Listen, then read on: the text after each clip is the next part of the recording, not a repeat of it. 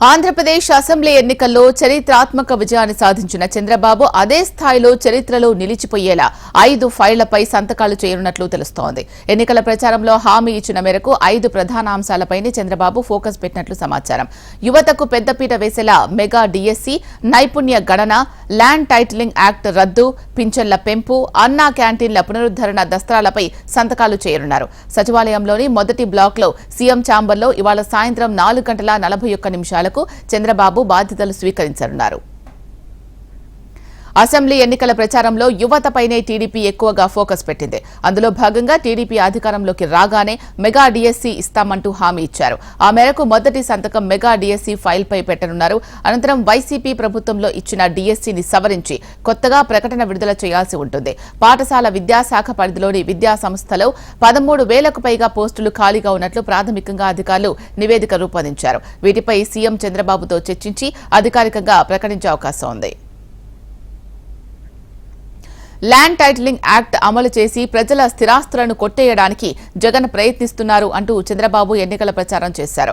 ఒక విధంగా అసెంబ్లీ ఎన్నికల్లో గెలిచేందుకు చంద్రబాబుకు ల్యాండ్ టైటిలింగ్ యాక్ట్ పనిచేసిందని విశ్లేషకులు చెబుతున్నారు. అక్టోబర్ 31, 2023న ల్యాండ్ టైటిలింగ్ యాక్ట్ను నాటి వైసీపీ సర్కార్ అమల్లోకి తీసుకొచ్చింది. కబ్జా చేసిన ఆస్తులకు చట్టబద్దత తీసుకొచ్చేందుకు గత ప్రభుత్వం పావులు కదిపిందని టీడీపీ ఆరోపిస్తోంది. అధికారంలోకి రాగానే ఈ చట్టాన్ని రద్దు చేసి ప్రజల ఆస్తులకు రక్షణగా ఉంటామని ప్రతిపక్ష నేతగా చంద్రబాబు ఎన్నికల ప్రచారంలో హామీ ఇచ్చారు.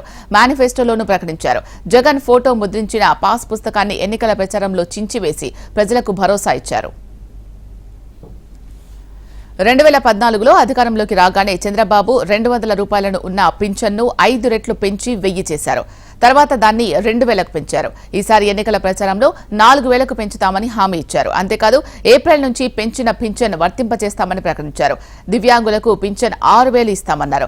దాన్ని నెరవేరుస్తూ 3వ సంతకాన్ని చేయనున్నారు. వృద్ధులు, వితంతువులు, ఒంటరి మహిళలు తదితర విభాగాల వారికి జూలై 1న పెంచిన పింఛన్తో పాటు ఏప్రిల్, మే, జూన్ నెలలకు 1000 చొప్పున అందిస్తామన్నారు. ఆ మేరకు ప్రభుత్వం జూలైలో 7000 రూపాయలు ఇవ్వనుంది.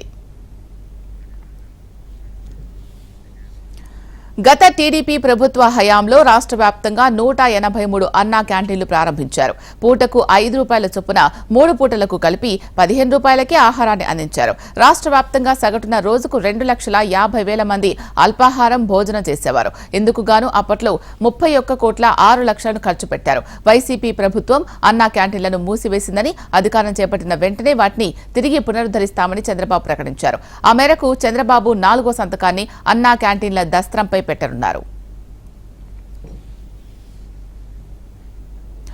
యువత ఉన్నత విద్యను అభ్యసించినా దానికి తగ్గట్టు ఉద్యోగాలు రాకపోవడానికి ప్రధాన కారణం తగిన నైపుణ్యం లేకపోవడమే. ఈ సమస్య పరిష్కారానికి కూటమి నేతలు ఎన్నికల్లో నైపుణ్య గణన హామీనిచ్చారు. చంద్రబాబు 5వ సంతకం ఈ ఫైల్ పైనే పెట్టనున్నారు. ఇలా నైపుణ్య గణన చేయడం దేశంలోనే తొలిసారి. దీని ద్వారా ఎవరిలో ఎలాంటి నైపుణ్యాలు ఉన్నాయనేది తేల్చనున్నారు. ప్రపంచవ్యాప్తంగా జరుగుతున్న అభివృద్ధి, ఏ రంగానికి ప్రాధాన్యం ఉంది, ఆ తరహా ఉద్యోగాలు పొందేందుకు ఎలాంటి నైపుణ్యాలు అవసరమో వాటిని అందించి రాష్ట్రంలో నిరుద్యోగిత తగ్గించేందుకు ఈ గణన చాలా ఉపయోగపడుతుంది.